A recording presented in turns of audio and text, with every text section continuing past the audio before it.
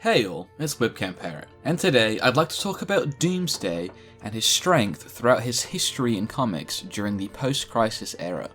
I might cover New 52 and Rebirth in the future, but not in this video. We all know who Doomsday is, this unkillable, unstoppable, biological agent of death and destruction, but there is a surprising amount of his history that most fans either missed or just didn't take in. I'm going to talk about Doomsday's accomplishments chronologically, so first, I have to cover what he was able to do before ever meeting the Man of Steel in his first real appearance. Doomsday is an artificially enhanced life form created by the scientific genius Bertrand on the planet Krypton. Here, he would experiment on an infant, continuously exposing the child to the hazardous environment of an ancient Krypton. It would, of course, repeatedly die, either to the dangerous creatures that lived there or the hazardous environment itself, only to be recreated and subjected to the same again the next day.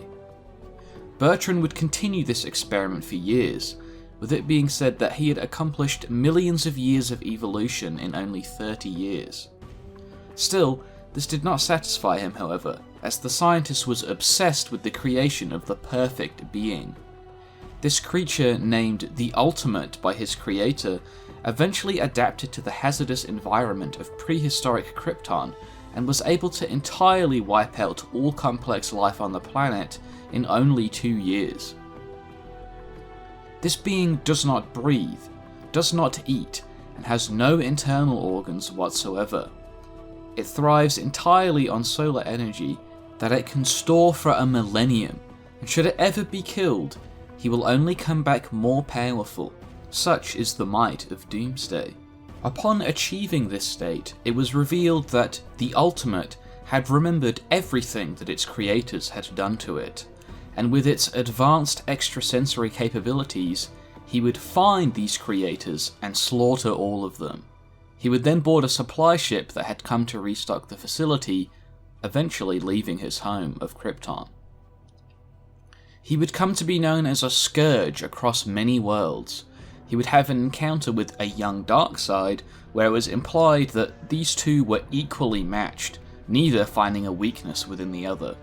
Later, he would have a run-in with a particularly powerful and renowned Green Lantern, not only defeating him, but also taking and beginning to use his power ring.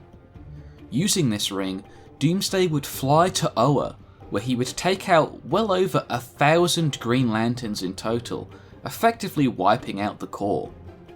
People always talk about Superboy Prime fighting the Corps, but Doomsday was doing it thousands of years earlier, in one of his weakest states we have ever seen him, and he trounced them far more utterly than Superboy ever did. Eventually, a Guardian would come to challenge the Beast directly, only to realise that Doomsday was adapting to his powers and would soon overtake and defeat him. Realising this, he self-destructed, unleashing all of his energy at once, killing himself in the process. The other Guardians believed Doomsday dead, defeated by this explosion, but in reality, he had simply been flung across the universe to eventually land on the planet of Calaton. Here, he would ravage the populace for 3 years until they finally struck back. The royal family would sacrifice their life essences, merging them together to create the being known as Radiant, an energy being that was ultimately able to defeat Doomsday. Yes, Radiant looks very similar to Silver Surfer, but I promise you that they are very different characters with different origins, powers, and physiologies. Doomsday, after his defeat, was then sealed away and shot into space, only to land on Earth hundreds of thousands of years later. Doomsday, of course, survived all of this as he cannot be killed. A lot of people don't realise that Doomsday was already this powerful before even doing anything on Earth. After his arrival, he would be confronted by Guy Gardner, who he would swiftly defeat, as well as several other members of the Justice League of America. Eventually, Superman himself would come to confront Doomsday, with a full power hit from the creature not even phasing the Man of Steel, only for Doomsday to immediately show us just how potent his adaptation properties are, as his next attack sends Superman flying.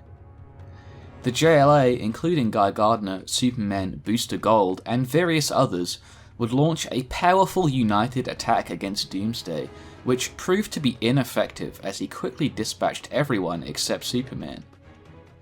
The two of them would continue to fight, with Superman using more and more of his strength, and Doomsday adapting and growing more powerful over time. Maxima would show up, appearing to be far stronger than Doomsday at first, only to be eventually surpassed as well, with Doomsday being called the strongest opponent that Superman had ever fought, and that he was far more powerful than even Lobo. During their continued fighting, we would see that Doomsday is actually more intelligent than you might give him credit for at this time, as he was able to connect an advertisement for a wrestling match to a sign giving directions to Metropolis. In a later story, we even see that he is capable of remembering its name and speaking it. Superman redoubles his efforts, fighting harder than he has ever before, but again, Doomsday grows to be too much for him. The fighting progresses towards Metropolis. Doomsday is again called Superman's deadliest foe, and he one-shots Matrix, who has been pretending to be Supergirl for quite some time. Eventually, Superman would go all out, and both himself and Doomsday would finally defeat each other in a climactic battle, both of them now believed dead. I've talked about the numerous universal feats that Superman has performed over the years, so I won't prattle on here about it, but needless to say, Doomsday was obviously at this level even during this early appearance. Sometime later, Cyborg Superman takes Doomsday out into space, tying him to an asteroid and sending him out into the deep cosmos, where it would be revealed that Doomsday was still very much alive. From here, he would be picked up and taken to Apokolips, and Hunter-Prey begins. I'm just going to cover a couple misconceptions about this comic that I've seen spread around by other content creators. Firstly, the Doomsday we see in this comic is not the strongest Doomsday. Far from it, actually.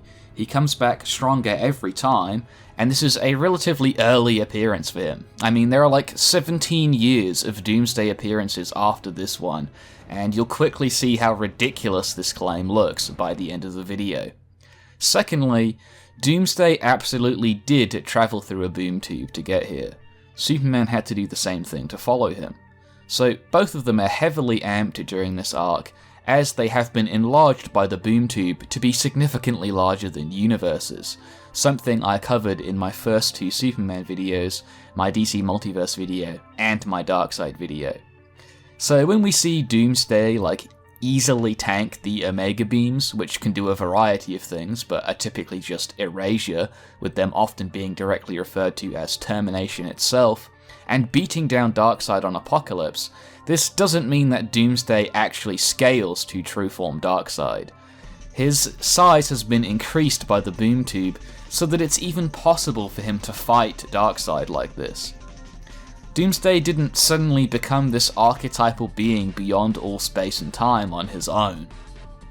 After smacking around Darkseid, it would be revealed that Doomsday had evolved to the point that Superman would be no match for him, with Superman calling his first fight with Doomsday a fight against the toughest being he had ever fought. The Ultimate Lifeform would be sent back to Calaton, and Radiant and Doomsday would face off again. It seems to be going the same way as last time, but after unleashing his full power, Radiant was stunned to see that Doomsday had survived his onslaught. Doomsday had adapted to his energy-based powers and was able to just punch right through him, cancelling his energy out and defeating him. Again, Superman would confront Doomsday, this time with advanced Kryptonian technology and a mother box to help him. Superman would seek to use Doomsday's inability to fly against him, relying only on ranged attacks, but the monster would again adapt, shooting out his bony knuckles like harpoons and pulling Superman in. He had even adapted poison on these spikes, envenomating Superman, who would then attempt to use an ultrasonic attack, something that would travel through Doomsday's ear canals and turn his brain to mush from the inside, only for Doomsday's ear canals to close up, thwarting this attack. We would also see Doomsday's regeneration in combat for the first time, as he recovered from a bad slash that he received earlier. Superman's arm would be broken, and Wave Rider would shut down Doomsday's nervous system. However, when he would use this again, the future use of this power just resulted in Wave Rider being struck by the feedback, as Doomsday had adapted to this particular form of attack. He would only finally be defeated when he was taken to the end of time by Wave Rider's time travel technology and stranded there to die to entropy itself. It is worth noting that entropy in DC is more than just a force. It's represented by the entity Time Trapper, an immensely powerful being that resides at the end of time. He has the power to end infinite timelines and fight beings like Infinite Man. Doomsday was essentially defeated by Time Trapper's powers in this situation, which isn't an anti-feat at all. Don't worry though, he'll catch up to Time Trapper's level eventually, too.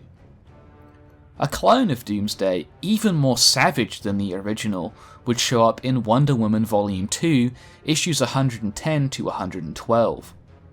This clone was accidentally created by Dr. Lazarus, who had previously created other clones like a Sinestro clone that was notably weaker than the original, but another clone of Decay was actually said to be stronger than the original, so it's hard to tell whether this Doomsday was as strong as the old one or not.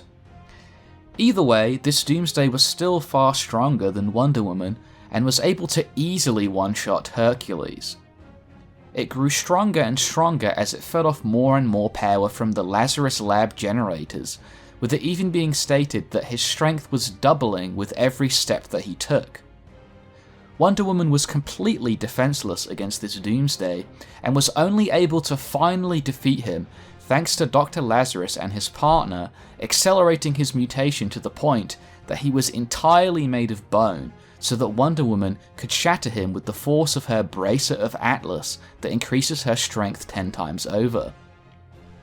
Considering this clone was made from the mind of Lazarus' son, Chris, it's likely only at most the equal of the Doomsday that fought Superman the first time anyway, as he wouldn't be aware of the events of Hunter Prey. Doomsday would reappear in Doomsday Wars, this time under the control of Brainiac's powerful telepathic powers. Brainiac had retrieved Doomsday from the end of time using forbidden Kolu time travel technology. Usually events like this cannot be changed, as the longer something has remained in the past, the more concrete time becomes, and the harder it becomes to change that event. But thanks to the events of Zero Hour, time had become malleable enough for Brainiac to do this.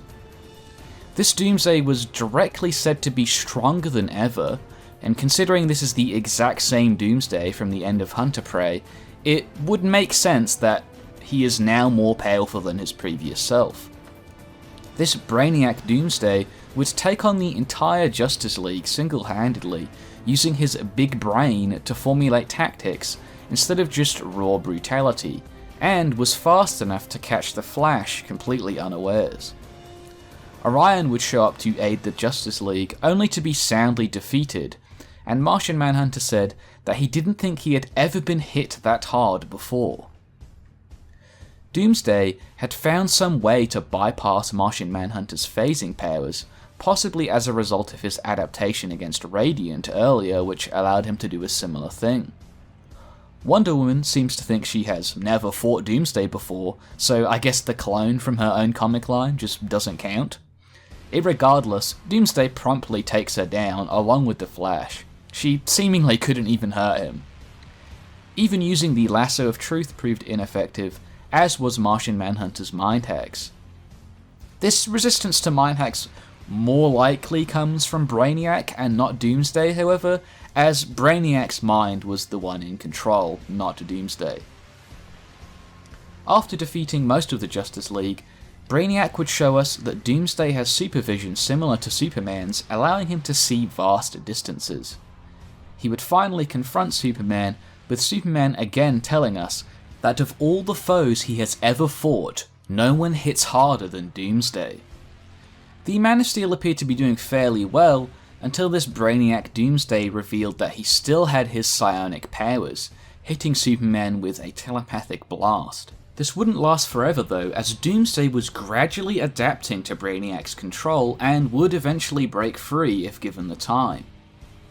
Even back in his mindless state, however, Doomsday was still able to detect the teleporters within the Watchtower. Superman had come up with a plan to defeat Doomsday, with Orion and Martian Manhunter agreeing to buy time for him, with it being stated that even lasting a minute against Doomsday was practically impossible for them. The Ultimate Lifeform would eventually be defeated when he was trapped within 4 linked teleporters, constantly shifting him around so that no more than 25% of him ever existed in one place at any one time, meaning that he was unable to think or escape in any way on his own.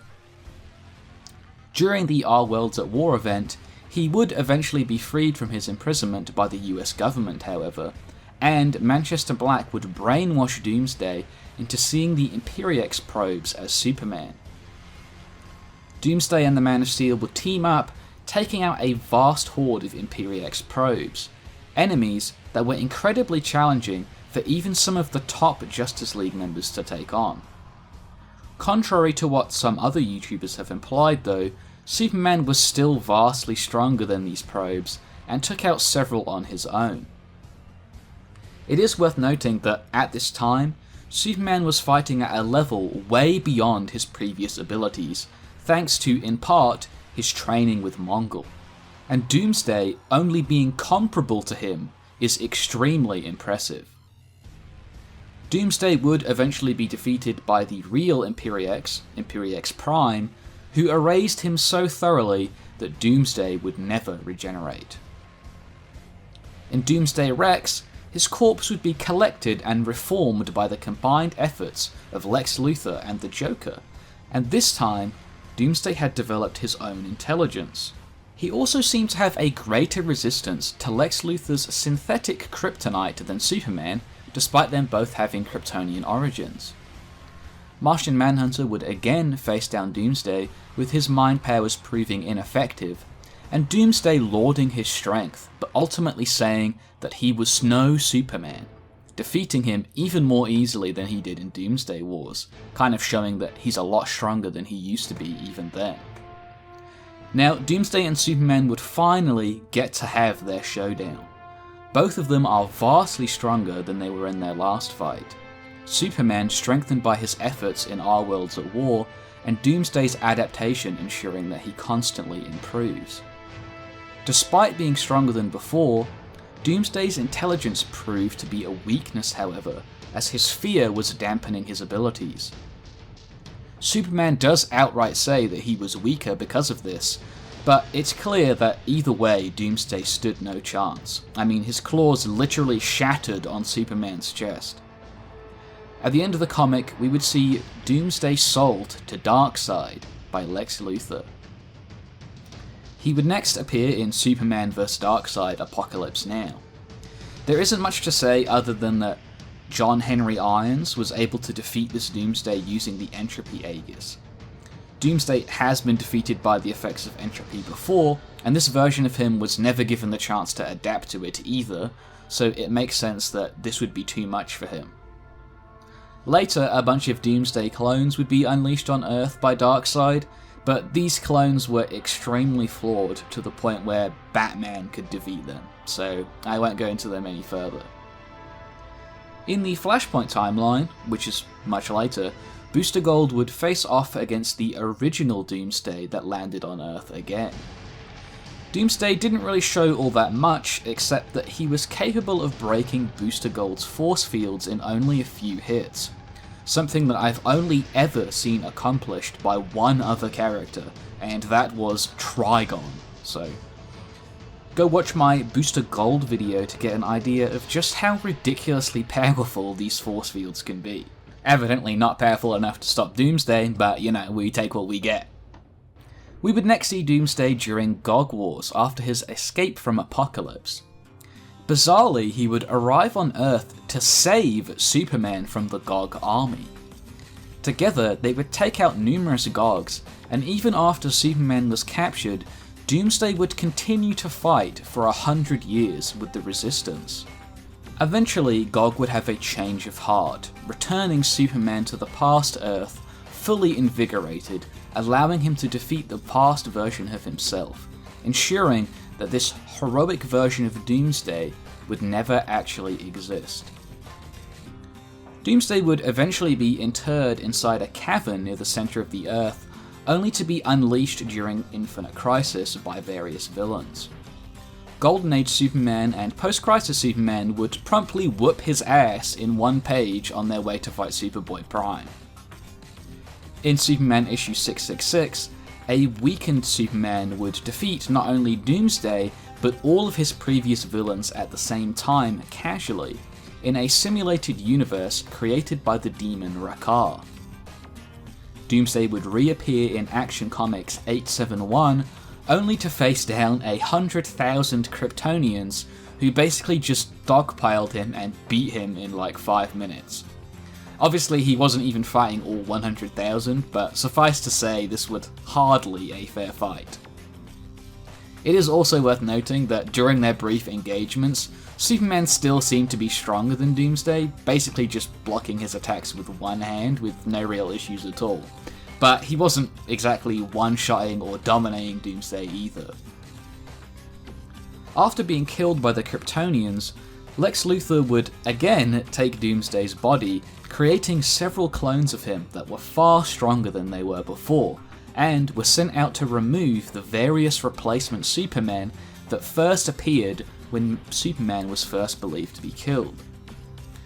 The first to go down would be John Henry Irons, also known as Steel.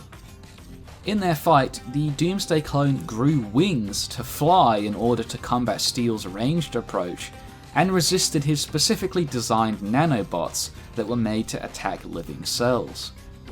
Ultimately, its use of strategy is what would take Steel down for good, proving that Doomsday still had his intelligence.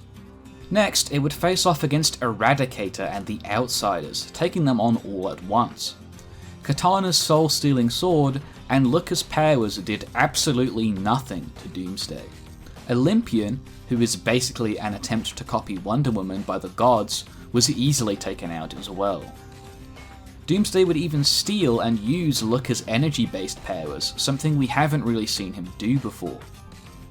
Eventually, Doomsday would defeat Eradicator and promptly leave.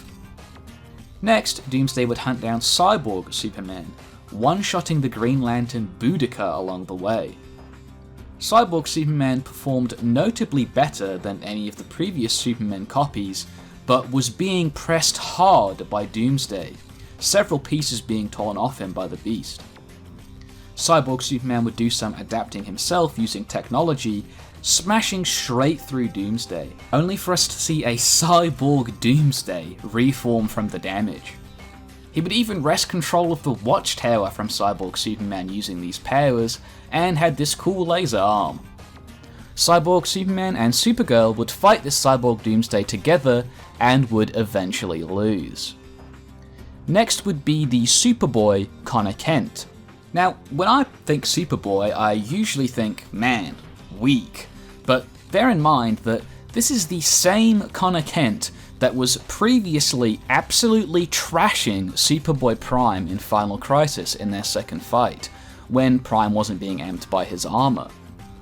The same Connor Kent that Mordru specifically told Prime he had to kill before he awakened or he would lose.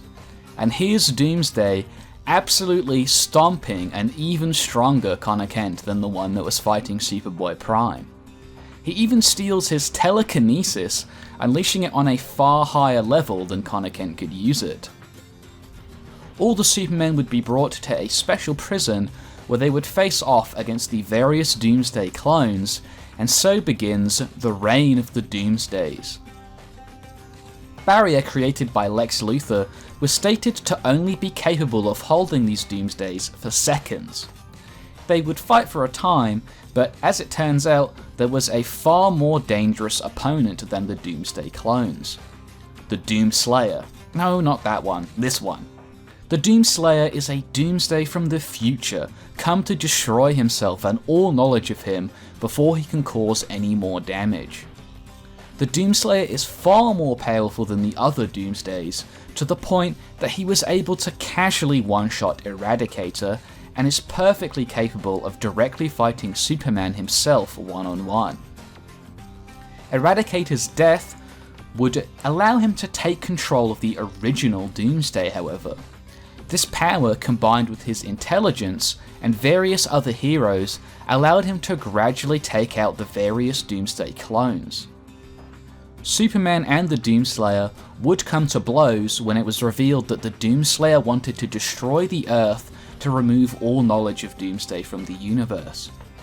They would fight roughly evenly for a time, and just as it appears that the Doomslayer would have the upper hand, Eradicator Doomsday arrives just in time to help Superman. They would fight together for a time, with Eradicator ultimately sacrificing himself to be trapped with the Doomslayer forever, and that would be the last that we would see of Doomsday in post-Crisis. Anyway, that's it for the video. I hope you all enjoyed it. If this video inspired you to purchase any comics at all, please use the affiliate links I will leave in the comments to support the channel and what I do. You can also donate using the PayPal link in the description if you prefer. Videos on Superboy Prime and Amazo are in the works, but you might not like what I have to say about Superboy Prime. I'm just saying he should be respected for his character and story, not his power, because Superboy Prime is great for a lot of reasons, and none of them are to do with him being as strong as people seem to think he is. Anyway, I will see you all in the next one.